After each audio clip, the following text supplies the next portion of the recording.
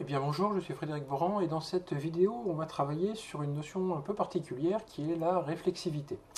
Alors la réflexivité c'est quoi? C'est simplement lorsqu'une relation doit faire référence à elle-même pour représenter quelque chose. On retrouve ça très souvent dans la gestion des organigrammes, hein, par exemple, un employé qui a des employés sous ses ordres ou l'inverse, un employé qui a un responsable. On peut trouver ça aussi dans la notion de composant composé, hein, un produit qui est composé de plusieurs autres produits. Pour vous l'illustrer, en fait, on va faire un peu différemment. On va travailler sur une succession de villes. Hein, vous imaginez une table de Tour de France, par exemple.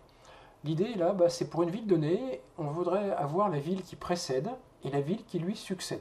Hein, vous avez une liste, vous avez une étape, hein, donc le Tour de France passe par des villes, et pour chaque ville, en fait, on veut connaître la ville d'où le tour vient et la ville où il va. Donc on a une notion de ville, très clairement, avec un code ville, un nom-ville, bon ça c'est classique, mais le problème c'est comment on va gérer la notion de précédence et de succession. Alors en fait c'est pas très compliqué. On va travailler avec ce qu'on appelle donc des réflexives, à savoir que dans la relation, vous allez mettre le code de la même relation en clé étrangère. L'idée, en fait, pour clarifier le propos, ça va être de changer le nom du code. Ici, j'aurais très bien pu mettre code ville, code ville. Le problème, c'est que du coup, je vais avoir deux codes ville, donc on n'en sait rien. Donc, une première solution à tout à fait accepter, c'est code ville 1, code ville 2. C'est pas super parlant.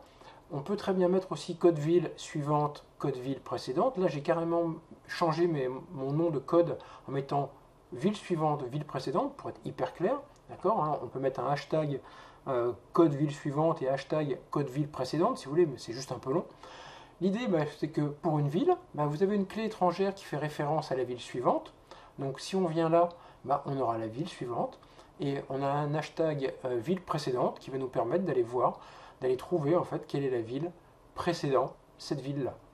Donc imaginons par exemple on a un code ville Dijon. La ville suivante, c'est un code, c'est le code de Châlons. Donc on va aller là, on va trouver le code de Châlons et puis le nom de Chalon-sur-Saône.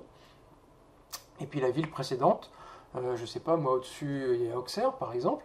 La ville précédente, ça sera Auxerre. Donc on va venir là, on va trouver le code de la ville d'Auxerre et son nom. Voilà, donc c'est un peu particulier, hein, c'est simplement une référence à soi-même. C'est simplement quelque chose qu'il faut connaître, qu'on trouve assez peu souvent, mais qu'il faut connaître et qu'on arrive parfois à trouver et qu'on est parfois obligé de représenter. Voilà, n'hésitez pas à visiter mon site, hein, fboran.info, et on se retrouve dans une vidéo suivante. Pardon.